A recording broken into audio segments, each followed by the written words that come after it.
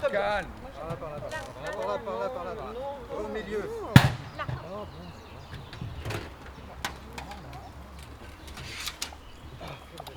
Regarde.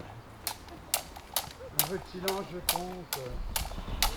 Toute la troupe est-elle ici? Vous feriez mieux de les appeler ensemble, l'un après l'autre, en suivant la liste. Eh bien, voici le registre des noms de tous ceux qui ont été jugés dignes, dans tout Athènes, de jouer notre intermède devant le duc et la duchesse la nuit du jour de leur noces. C'est moi qui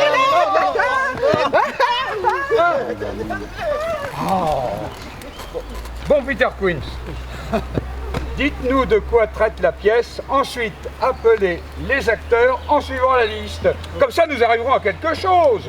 Eh bien, notre pièce est la très lamentable comédie et la très cruelle mort de Pyrame et Thisbé. Une très belle œuvre, je vous assure, et drôle. Mes amis, continuez. Mes amis, écartez-vous, voilà, et appelez les acteurs en suivant le registre. Nick Bottom, Tisserand. Présent. Dites quel est mon rôle et continuez. Vous, Nick Bottom, vous êtes inscrit pour le rôle de Pyrame. Qu'est-ce que Pyrame? Un amoureux ou un tyran? Un amoureux qui se tue fort vaillamment par amour. Ah, ça va demander des larmes pour bien jouer cela. Si je le fais, que le public prenne garde à ses yeux. Je vais...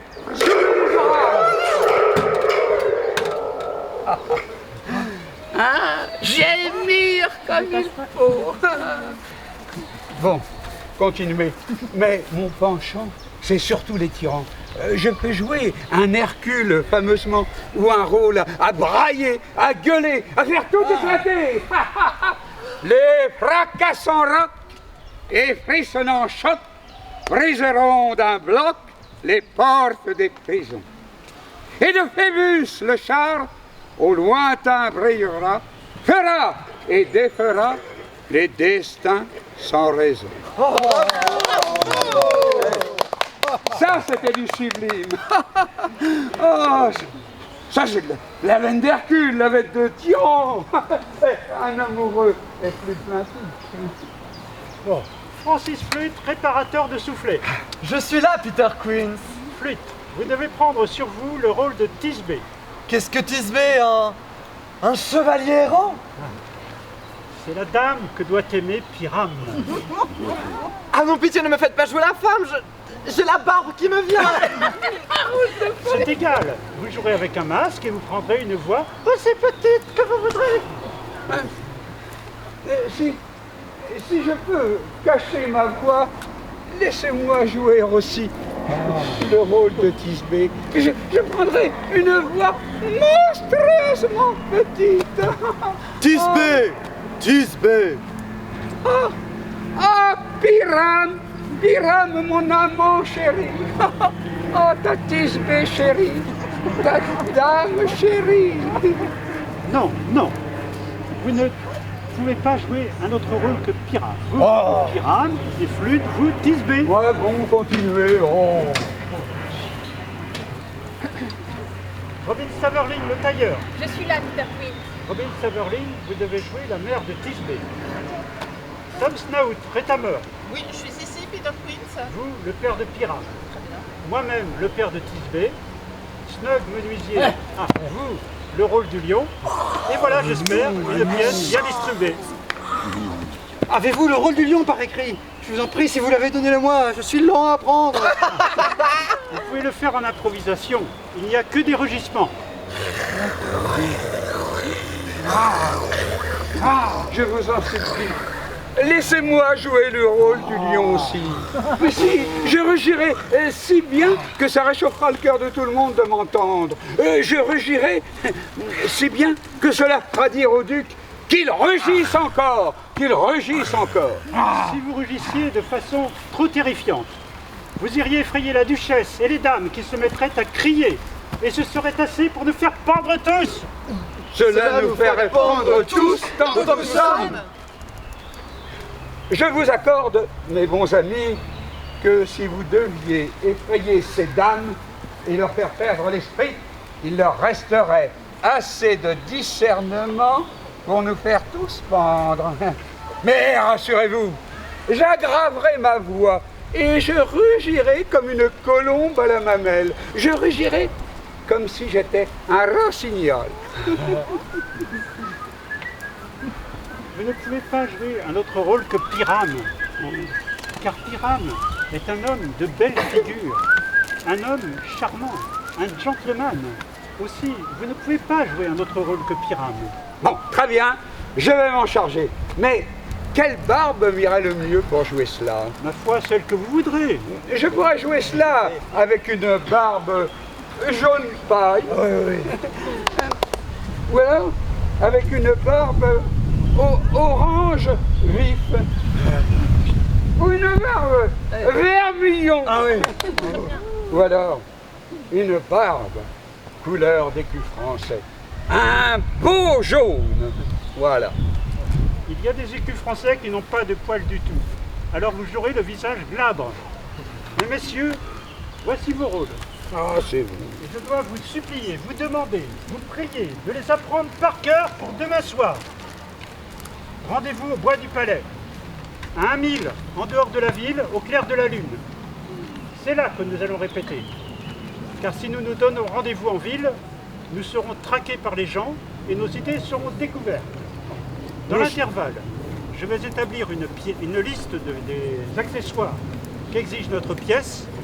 Je vous en supplie, ne me faites pas faux bon. Nous serons présents au rendez-vous. Et là, nous répéterons avec beaucoup de courage et d'obscénité. Tous, apprenez vos rôles, mes amis. Adieu. Rendez-vous aux Chênes du Duc. Au chêne du Duc.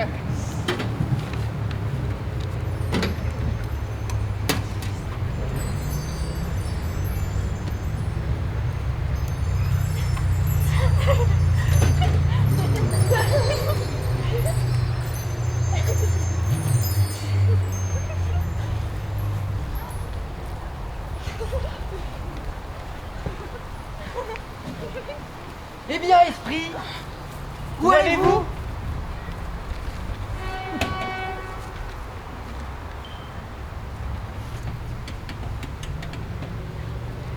Par collines et par ballons, traversant ronces et buissons, par les parcs et les enclos, traversant flammes et flots, je vagabonde partout sur la terre, plus rapide que la lune en sa sphère. Je serre la reine des fées pour humecter de rosée les cercles qu'elle a tracés. Les primes verts sont gardes du corps. Voyez ces taches sur leurs habits d'or. Ce sont rubis, cadeaux des fées. Dans ces taches de rousseur réside et vit leur senteur. Je dois cueillir ici des gouttes de rosée.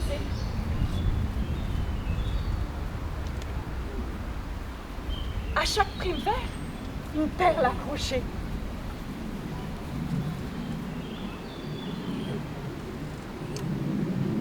Hey! Adieu, esprit rusto. Il me faut m'en aller, la reine et tous ses elfes vont arriver. Le roi vient ici se divertir cette nuit. Prends garde que la reine ne se montre à sa vue. Car Oberon est extrêmement violent et courroucé, parce qu'elle a dans son cortège un petit garçon charmant, dérobé à un roi indien. Jamais il n'eut plus délicieux enfant volé. Et Oberon, jaloux, voudrait faire de l'enfant un chevalier de son escorte pour parcourir les forêts sauvages. Mais elle retient de force ce petit garçon qu'elle aime, le couronne de fleurs, et en fait toute sa joie. Désormais, ils ne se rencontrent jamais dans les prairies et les bosquets, près d'une claire fontaine, ou sous le miroitement d'un ciel pailleté d'étoiles. Sans se quereller. Et tous leurs elfes de frayeur se glissent dans les cupules des glands pour s'y cacher.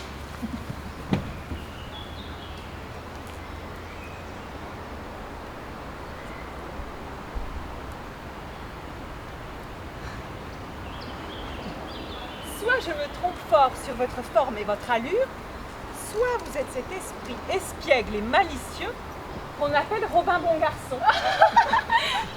N'êtes-vous pas celui qui effraie les filles du village? Et crème le lait, et parfois détraque le moulin, et fait que la ménagère s'essouffle en vain à la baratte, et parfois empêche le boisson de fermenter, égare les vagabonds de la nuit, et se rit de leur infortune. Mais ceux qui sont gentils avec vous, et vous appellent hobgoblin et gentil puck, vous faites leur travail, et vous leur portez bonheur. N'êtes-vous point celui-là? Tu dis vrai. Je suis ce joyeux vagabond de la nuit.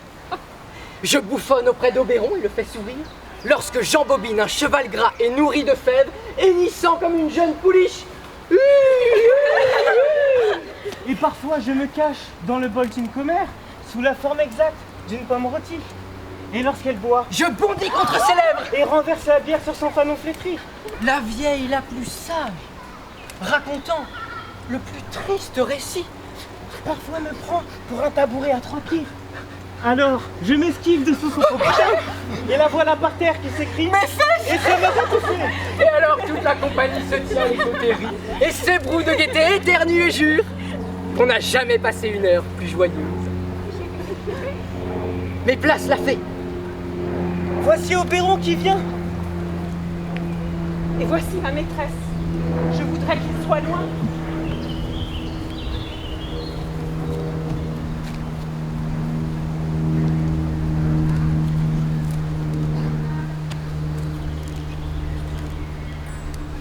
Voilà les inventions que forge la jalousie. Et jamais, depuis l'éclosion du milieu de l'été, nous ne nous sommes rencontrés par forêts, collines, vallons, prairies, près d'une fontaine pierreuse ou le long d'un ruisseau bordé d'ajoncs, ou sur les sablons qui bordent la mer pour danser nos rondes au vent sifflant, sans que par tes querelles, tu n'aies troublé nos jeux. Aussi, les vents qui soufflaient en vain pour nous sur leurs pipeaux, comme pour se venger, ont absorbé de la terre les brumes pestilentielles qui, retombant sur la terre, ont rendu les moindres petites rivières si orgueilleuses qu'elles ont débordé de leur lit. Le bœuf a donc tiré son joug en vain. Le laboureur gaspillait sa sueur et le blé vert a pourri avant que sa jeunesse ait pris de la barbe. L'enclos reste vide dans le champ noyé et les corbeaux s'engraissent sur le bétail pestiféré. Le jeu de marelle est recouvert de boue et les ingénieux labyrinthes, faute d'être foulés, ne sont plus discernables. Les mortels humains n'ont plus la joie de l'hiver. Plus une nuit n'est bénie par des hymnes ou des chants de Noël. Aussi la lune qui détrempe l'air, blême de fureur, détrempe l'air, si bien que les rhumatismes abondent.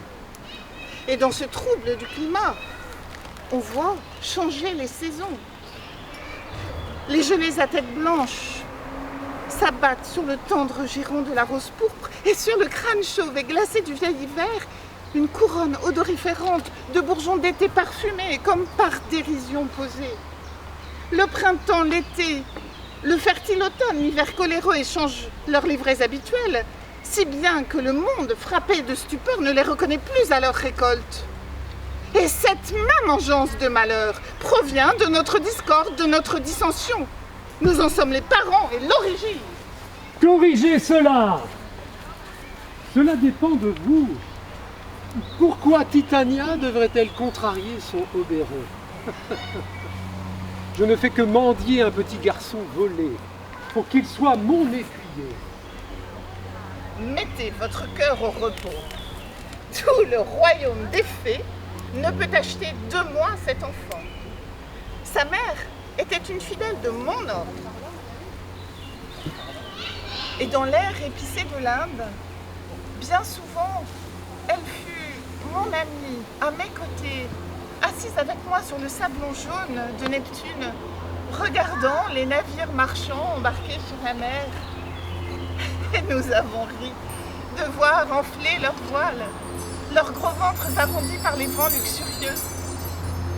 Et elle, les seins Jean, de sa jolie démarche ondulante, le ventre déjà lourd de mon jeune écuyer, les imitait. Elle faisait voile sur terre pour aller me chercher des petits cadeaux et revenait riche de marchandises de sa traversée.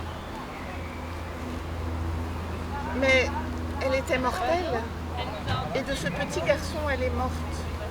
Et par amour pour elle, j'élève son petit garçon, et par amour pour elle, je ne m'en séparerai pas. Combien de temps dans ce bois avec une intention de rester? Peut-être jusqu'au lendemain des noces de Thésée. Si vous voulez patiemment danser dans notre ronde et voir nos fêtes au clair de lune, venez avec nous. Sinon, fuyez-moi et j'éviterai vos repères. Donne-moi ce garçon et j'irai avec toi. Non, pour tout ton royaume féerique. Mes fées, fuyons, partons. Si je reste ici plus longtemps, nous nous fâcherons pour de bon. Eh bien, va ton chemin! Tu ne sortiras pas de ce bosquet avant que je t'ai tourmenté pour cet affront! Ah! Ah! Ah!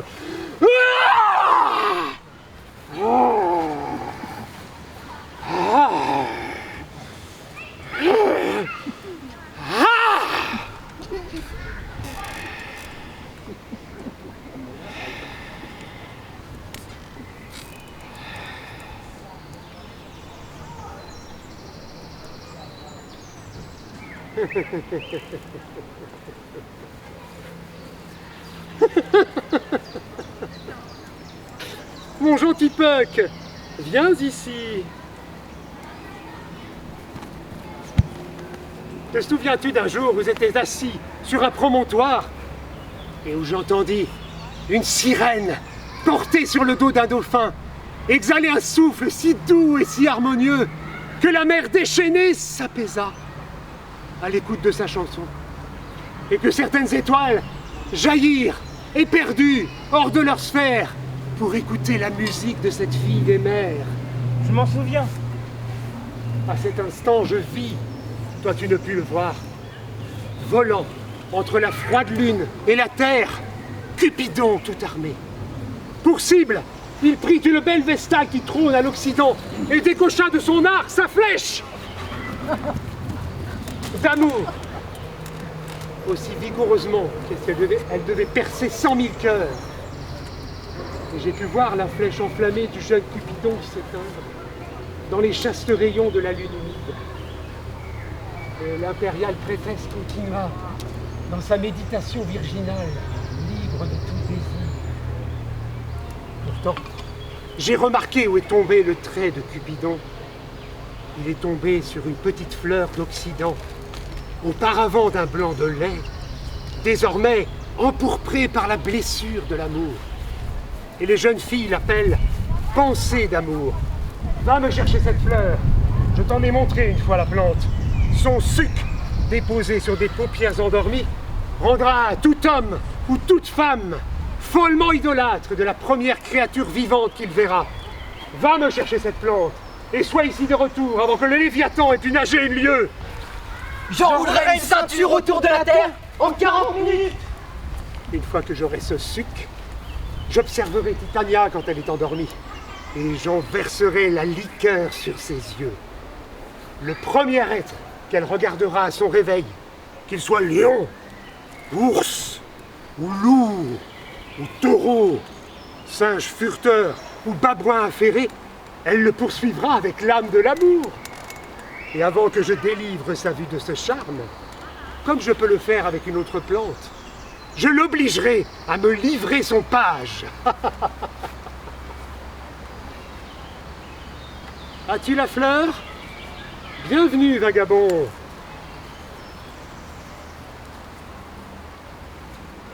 Oui.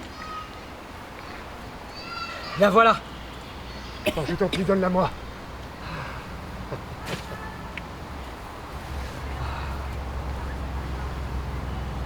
Je connais un talus où éclot le thym sauvage, où pousse l'oreille d'ours et la violette pensive. Il est tout recouvert d'un baldaquin de chèvrefeuilles parfumées. de douces roses musquées et d'églantines. C'est là que Titania dort un moment la nuit, bercée parmi ces fleurs par des danses et des délices. Et c'est là que le serpent quitte sa peau émaillée, vêtement assez grand pour couvrir une fée. Du suc de cette fleur, je frotterai ses yeux et lui insufflerai des fantasmes odieux.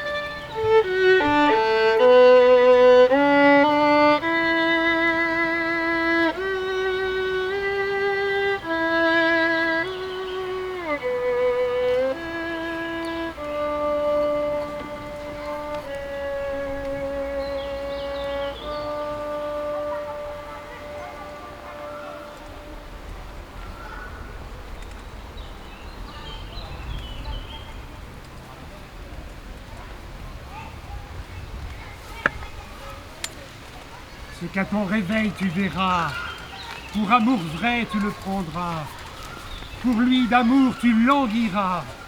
Lynx, chat, ours, guépard tacheté, sanglier au poil hérissé, ce qui apparaîtra à tes yeux, à ton réveil sera précieux, même quelques monstres affreux.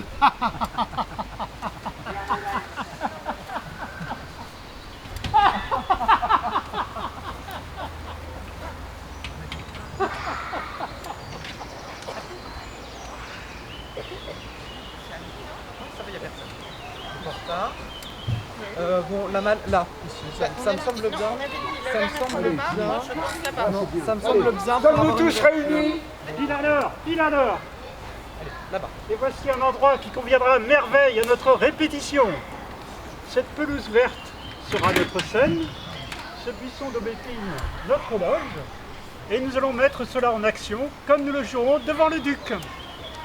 Peter Queens, Que dis-tu, brave Bottom? il y a des choses dans cette comédie de Pyram et Thisbé qui ne plairont jamais. D'abord, Pyram doit tirer son épée pour se tuer, et ensuite, les dames ne supporteront pas cela. Que répondez-vous? Par Notre-Dame, elles auront une peur terrible. Je crois que nous devrions renoncer à la tuerie à la fin. Non, j'ai un moyen de tout arranger. Il faudrait dire d'abord que Pyram, que nous ne ferons aucun mal avec nos épées et que Pyram ne se tue pas pour de bon.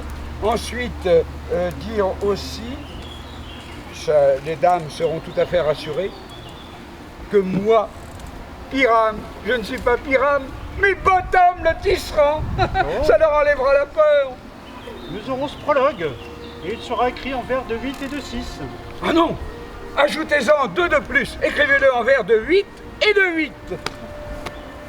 Elles auront une peur terrible. Oui, je le crains, je vous assure. Qu'elles aient peur du lion? Oui. Mais je vous accorde, mes amis, qu'amener un lion parmi ces dames est une chose terrifiante, car il n'y a pas au monde de gibier à plumes plus redoutable que le lion. Nous devrions y réfléchir à deux fois. Mais, alors un autre prologue doit dire que ce n'est pas un lion. Non, il faut que celui qui joue le rôle du lion donne son nom et qu'on voit la moitié de son visage à travers le cou du lion et qu'il parle même au travers en disant je vous en prie, belles dames ou mesdames, ou je vous demande, ou si vous pensez que je suis un lion, rassurez-vous. Et de plus, il pourrait aussi ajouter, si vous pensez que je suis ici pour vous faire peur, ce n'est pas le cas. Et puis, qu'à la fin, il donne son nom et qu'il dise qu'il est Snug le menuisier. Bon, Oui, voilà. on fera comme ça. Oui, très bien. Mais il y a 2 choses difficiles. Encore? D'abord, amener la lune, le clair de lune dans une salle. De lune. Car vous le savez, Pyram et Thisbé se parlaient au clair de lune. Est-ce que la lune brillera la nuit où nous jouerons notre pièce? Un calendrier, Ah oui. un calendrier. Trouvez-moi l'almanach. Trouvez-moi le clair de lune. Trouvez-moi le clair de lune.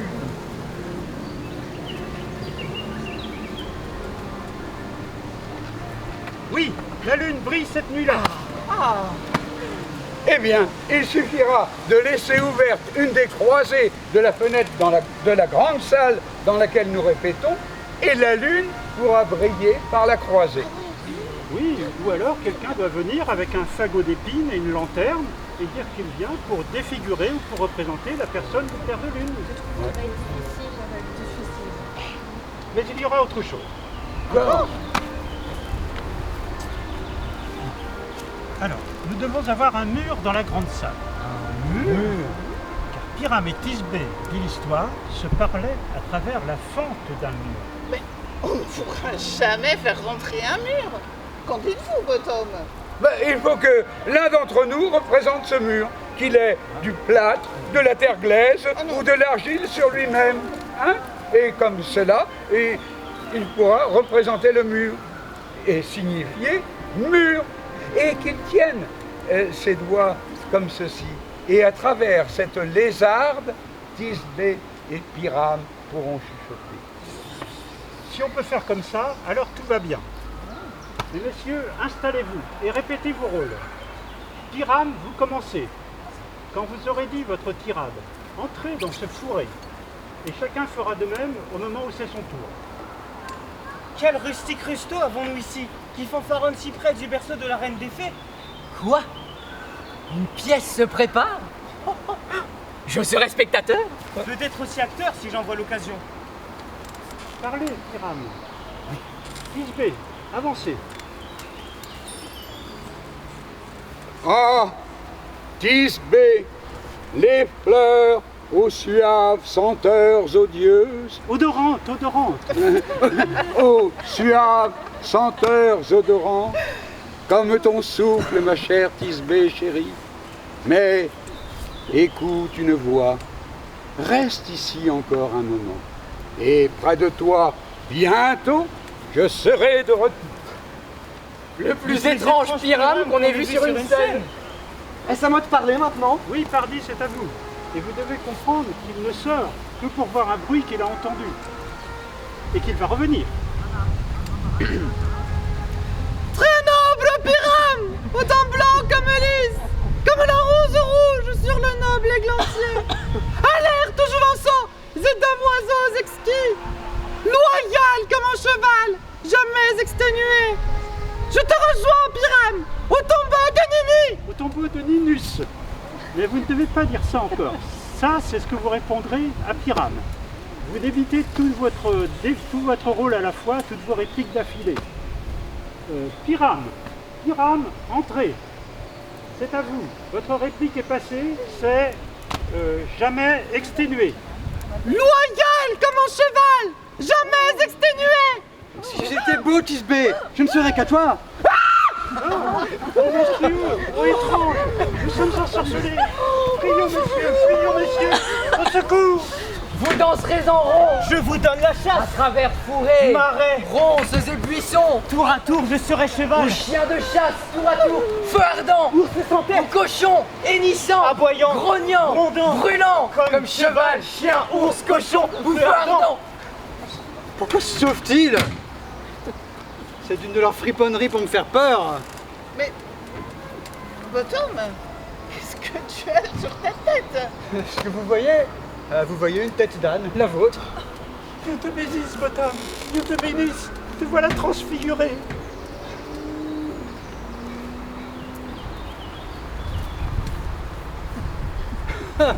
Je vois leur friponnerie. Ils veulent me faire tourner en bourrique pour m'effrayer si possible. Mais je ne bougerai pas d'ici, quoi qu'ils puissent faire. Je vais marcher ici, de long en large. Et je chanterai pour qu'ils entendent bien que je n'ai pas peur. Oh. Le maire, aussi noir de couleur, avec son bec, faut voir ranger. La grille, veut causer un chanteur. Le râtelet au chant fluet.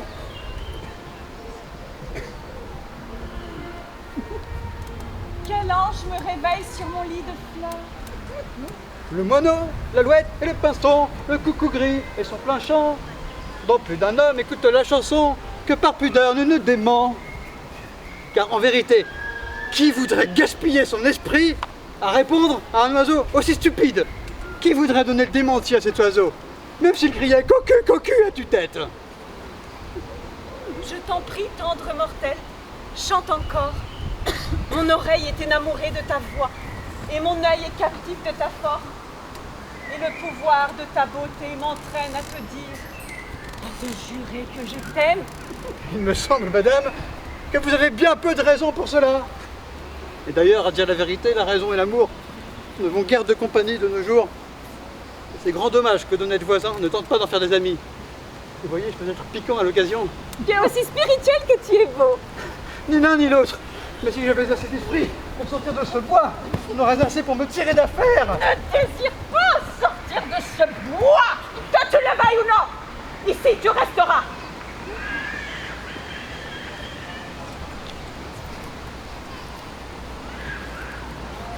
Je suis un esprit d'un rang peu ordinaire. L'été est toujours au service de mon empire. Et je t'aime. Aussi viens avec moi. Je te donnerai des fées pour te servir. Ils chanteront. Ils iront te chercher les joyaux au sein des profondeurs. Ils chanteront lorsque tu dormiras sur un lit de fleurs. Et moi, je purgerai si bien ta grossièreté de mortel que tu pourras aller comme un esprit de l'air. Fleurs d'araignée, fleurs des pois, baleines, graines de moutarde. Me voici. Me voici. Me voici. Me voici. Où devons-nous aller? Soyez aimables et courtoises envers ce gentilhomme. Ses pieds dans ses promenades et gambadez devant ses yeux.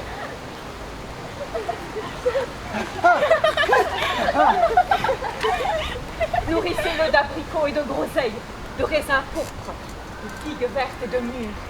Dérobez au bourdon leur sac de miel et moissonnez leurs cuisses de cire, qui vous serviront de flambeaux, que vous allumerez aux yeux de feu des vers luisants.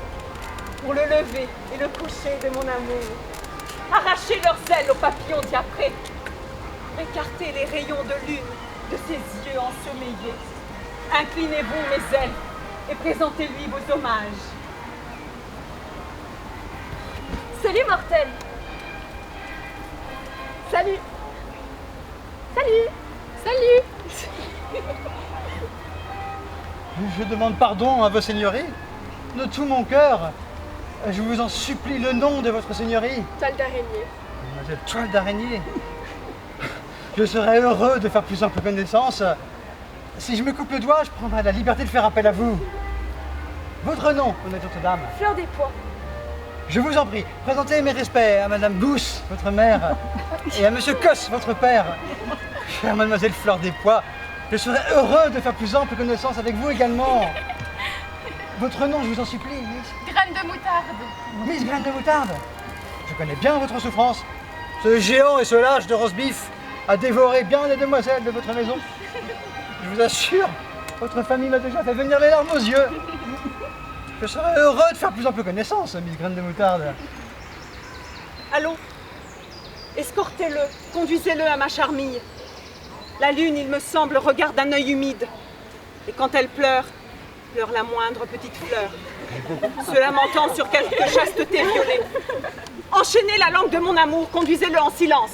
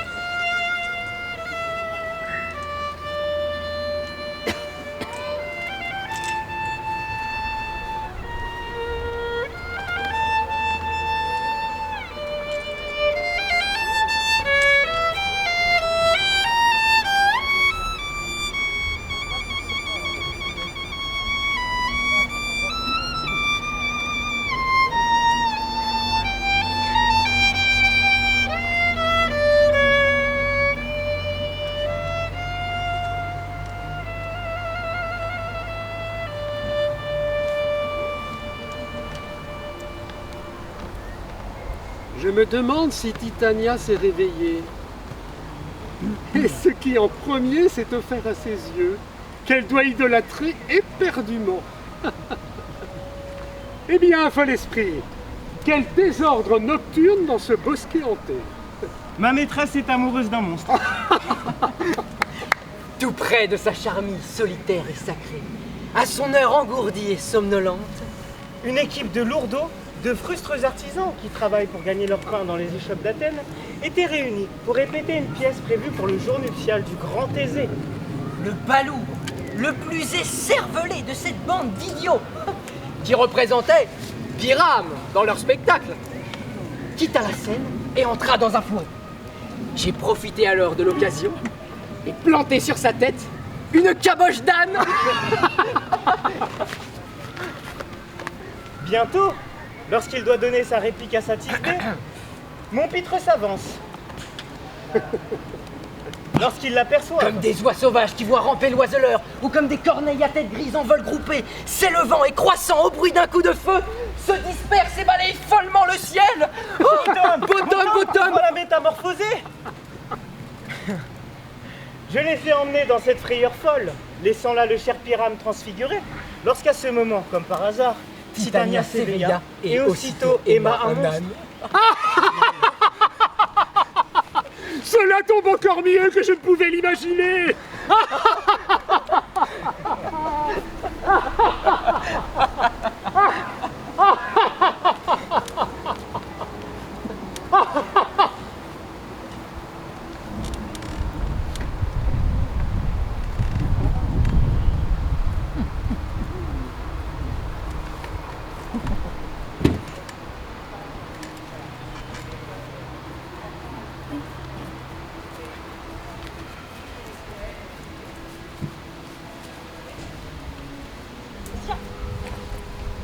Assieds-toi ici. Mon doux amour, tandis que je pique des fleurs musquées sur ta tête soyeuse et lisse, et que j'embrasse tes longues et belles oreilles, ma tendre joie. Ouais, Fleur des Pois. Me voici. Gratte-moi la tête, Fleur des Pois.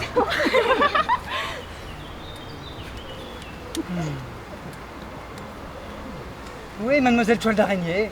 Me voici. Ah, mademoiselle Toile d'Araignée, prenez vos armes dans votre main et tuez-moi un bourdon aux hanches rouges sur la tête d'un chardon. Et cher ami, rapportez-moi un sac de miel. Ne vous agitez pas trop dans la bataille, Miss.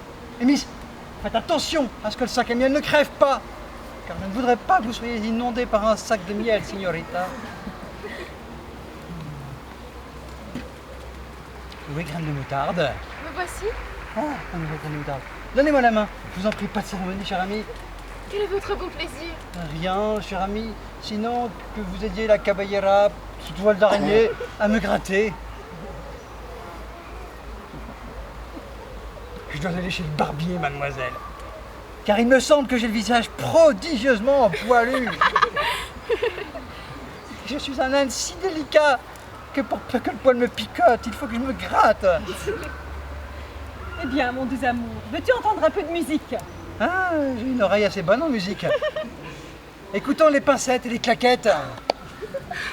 Eh bien, mon doux amour, que désires-tu manger? Ma foi, un picotin. Je mâcherais bien de la bonne avoine sèche. Il me semble que j'ai grande envie d'une botte de foin, rien de tel que du bon foin, du foin bien parfumé. J'ai une fée aventureuse qui ira fouiller le trésor de l'écureuil et te rapporter des noisettes fraîches. J'aimerais mieux avoir une poignée ou deux de pois secs. Mais je vous en prie, qu'aucun de vos gens ne me dérange. J'ai une inclination au sommeil qui me vient. Dors, je vais t'entourer dans mes bras. Les fées partaient dans toutes les directions. Ainsi le liseron enlace le chèvrefeuille embaumé. Ainsi le lierre femelle encercle les doigts de l'orme. Oh, comme je t'aime, comme je t'idolâtre.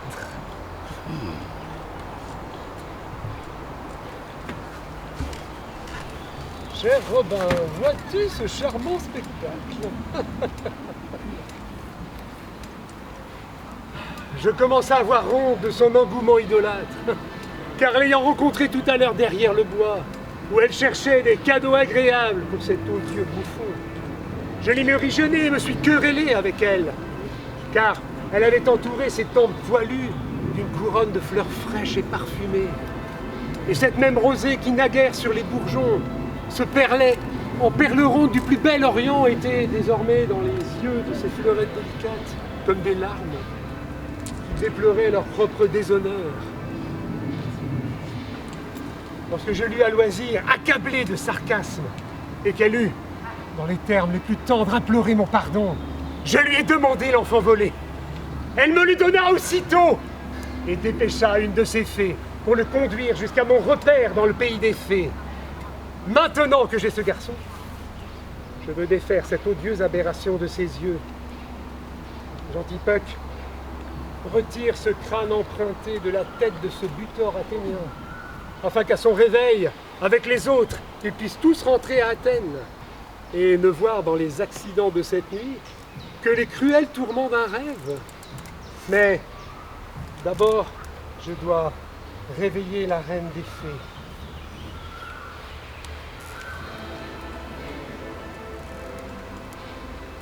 Sois ce que tu avais coutume d'être, vois ce que tu avais coutume de voir. Le bourgeon de Diane a sur la fleur de Cupidon cette influence et ce pouvoir béni. Maintenant, ma Titania, éveillez-vous, ma douce reine.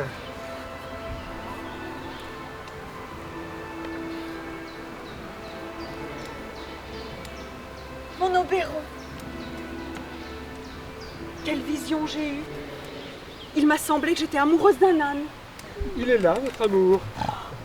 Comment ces choses sont-elles survenues? Que mes yeux abhorrent maintenant son visage. Silence un moment. Robin, enlève cette tête. Maintenant, quand tu te réveilleras, vois avec tes propres yeux d'imbécile. Venez, ma reine. Maintenant que toi et moi avons renoué notre amitié, demain, à minuit, en toute solennité, nous danserons joyeusement dans la maison du duc Thésée, en la bénissant pour qu'elle connaisse toute prospérité. Venez, monseigneur, et dans notre vol, dites-moi comment j'ai pu cette nuit me trouver ici endormi, avec ce mortel sur le sol.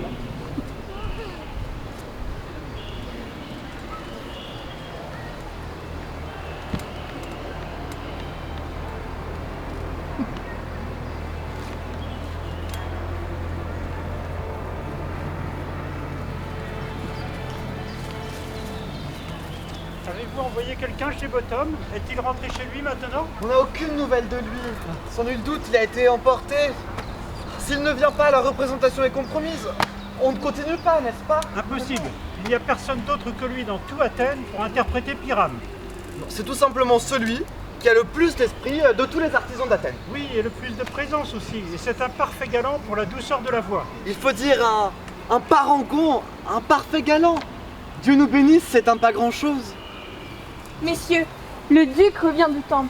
Il y a 2 ou 3 seigneurs des dames qui se sont mariés avec lui. Si notre pièce avait marché, notre fortune à tous était faite. Pauvre Bottom. Voilà qu'il a perdu un revenu de 6 pence par jour toute sa vie durant. Où sont mes chers amis, mes tendres cœurs? Pour le plus brave des Mes jours, amis, l'heure la plus heureuse. mes amis, je vais vous raconter des prodiges. Mais avant de vous les raconter, je ne vous dirai pas tout, car sinon je ne serai pas un véritable Athénien. Mais je vais vous raconter comment tout s'est passé. Nous t'écoutons, cher Bottom. Eh bien, pas un mot de moi. Tout ce que je peux vous dire, c'est que le duc a dîné. Ensuite, rassemblez vos affaires, mettez de bonnes ficelles à vos barbes, des rubans neufs à vos escarpins et surtout, précipitez-vous au palais, révisez vos rôles, car en un mot comme un cent, notre pièce est agréée. Ouais. Donc, maintenant que Thisbé est du linge propre, que celui qui joue le rôle du lion ne coupe pas ses ongles, afin de bien figurer que ce sont les griffes. Et ensuite, je vous demanderai, très chers acteurs, de ne manger ni ail ni oignon, car nous devons avoir une haleine exquise. Et je ne doute pas d'entendre dire que cette pièce est une pièce exquise. Allez, marchons vers le palais. En avant! En avant! En avant!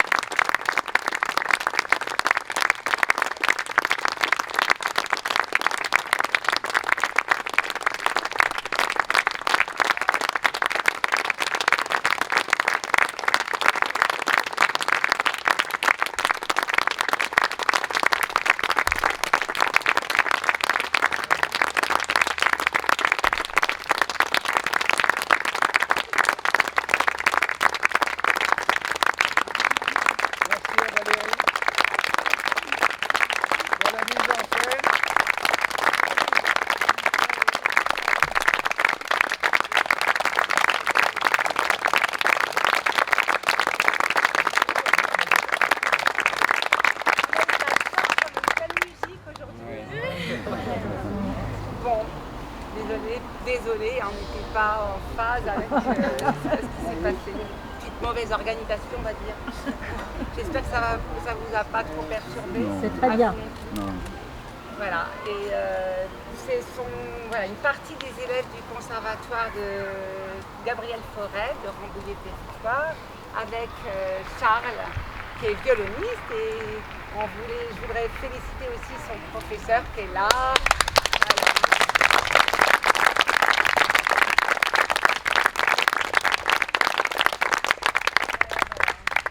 Merci beaucoup. Merci à vous.